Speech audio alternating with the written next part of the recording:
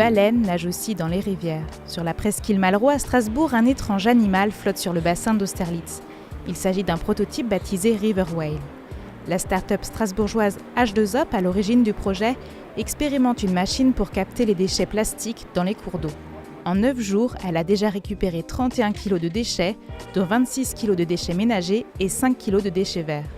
La baleine est un système passif, il n'y a absolument rien de mécanique, on n'utilise pas d'énergie thermique ou électrique, on utilise uniquement la force du courant qui est délivrée par le cours d'eau. Nous on tablait sur à peu près 2 kg au jour, donc on va dire sur cette période-là on s'attendait à 18 kg, on est quasiment au double, donc on est très impressionné par la quantité de déchets plastiques. Ça valide effectivement notre concept, à savoir qu'il y a une réelle utilité à la baleine des rivières dans nos cours d'eau pour pouvoir les entretenir, pour pouvoir les dépolluer et aussi protéger nos océans.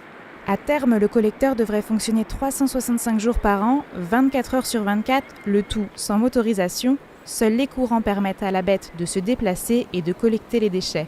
L'Eurométropole de Strasbourg soutient la start-up dans sa démarche. La grande idée pour moi qui était intéressante, c'est le fait de ne plus polluer nos océans complètement en amont, puisqu'on sait que le plastique, tout doucement, quand il va vers l'océan, va se dégrader.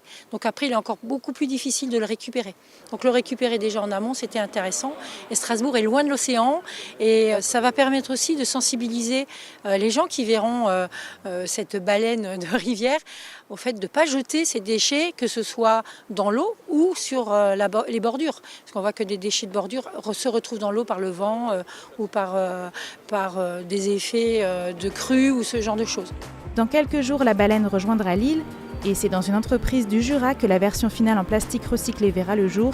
H2OP estime que l'agglomération aurait besoin d'une 50aine de collecteurs pour atteindre un taux de valorisation proche des 80%.